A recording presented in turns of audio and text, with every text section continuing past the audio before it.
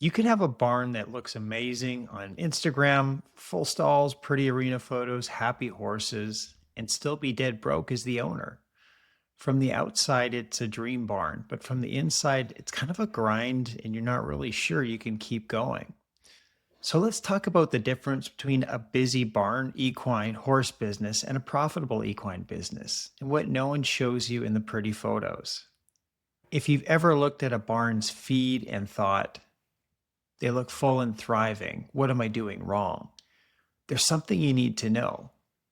You can copy their pictures, copy their hours, and still not copy their profit. This goes for equine, bodyworking businesses, and tack shops as well. Because profit comes from things you can't see in a photo. This video is for boarding barn owners, lesson program and training barn owners, equine pros with always something going on at the barn, who say, we're busy, we just don't see it in the bank. Everyone says my place is beautiful, but I'm still living month to month. I'm Curtis Andriotti. I help horse business owners go from busy and stressed to calmer and actually paying themselves without adding more horses or more hours. I've worked with more than 2,000 horses and horse business owners in the last 9 years to help them create a stable profit system.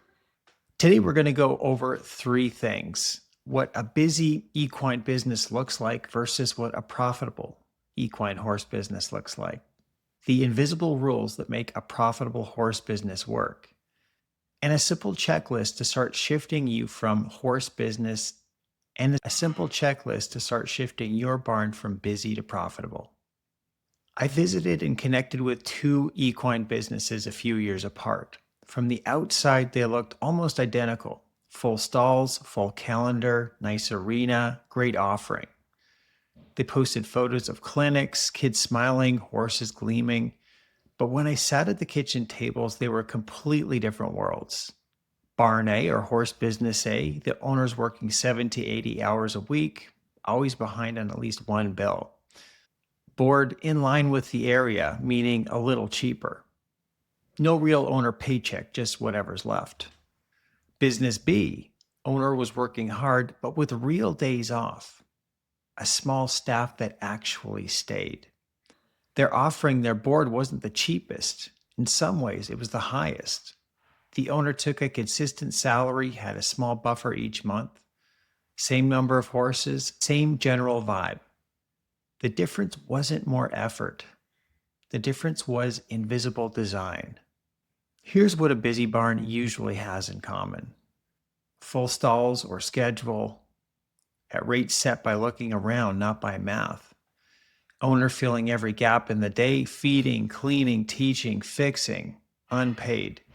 But very loose boundaries, lots of can you just favors, late payments, no fees, last minute cancels, free reschedules.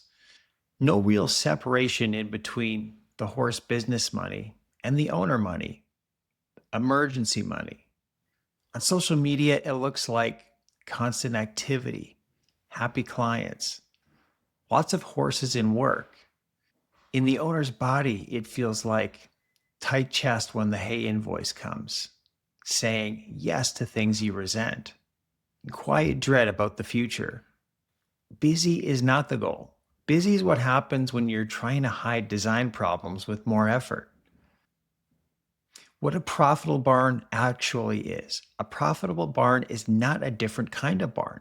It's the same barn with different rules. The same stalls, but priced to include all the real costs. Same hours, but the most valuable hours are treated like premium, not freebies. Same owner, but with a line in the numbers for owner pay that actually gets funded. Profit is just money left over on purpose after the horse business or equine business has paid everyone it needs to pay, including you. Let's look at the invisible differences. Busy versus profitable. These are the five biggest differences. First is pricing.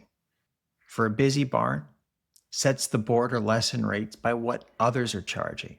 They're afraid to be the most expensive.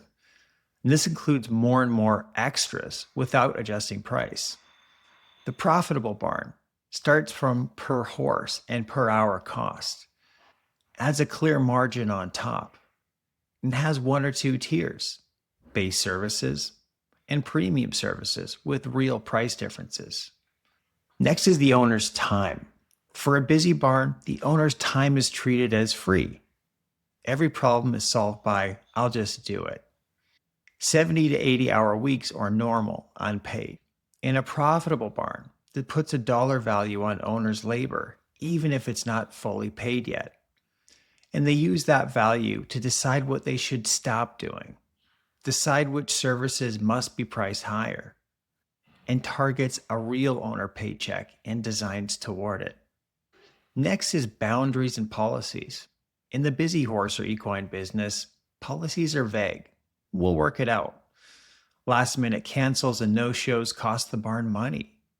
Late payers are carried month after month. In a profitable barn, there's simple written rules, clear due dates and small late fees, cancellation policies that protect prime hours, and pay as you go options in off peak times, not peak. Not harsh, just consistent. The next is cash flow and reserves. In the busy horse business, there's no plan for repairs. Every fix is an emergency. All the money sits in one account. The owner lies awake at night worrying about the what ifs. In the profitable barn, they look back 12 to 24 months at big expenses. Put a small amount aside for every month. Barn reserves, owner pay. Maybe it's only $200 to $500 at first, but it's intentional. It's deliberate. Next is identity. The busy barn owner sees themselves as the caretaker for everyone. They feel guilty for putting themselves in the numbers. They confuse martyrdom with love for the horses. In the profitable barn, owners see themselves as caretakers of the horses, leader of the team, client of the business who also deserves to be taken care of. Same heart, different standards. This can feel heavy because you might realize the barn or horse business I built for everyone else doesn't actually support me, or I'm running a charity with board checks as donations. If I keep doing it like this, I don't know how long I can hold on. You're not failing. You built what you were taught. As long as the horses are okay, I'm okay. It's more of a lifestyle than a business. But your body knows the truth. A barn that can't take care of its owners is not safe for anyone long term.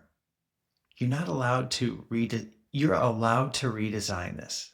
Here's a simple checklist you can literally print and work through. The number snapshot. Do 1 month of total income, total overhead, and net what's left. If you don't know how, use the barn number snapshot from the starter kit. The one price reality check. Choose board or your main lesson package.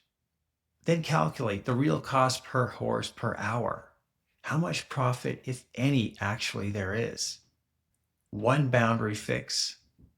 Pick one.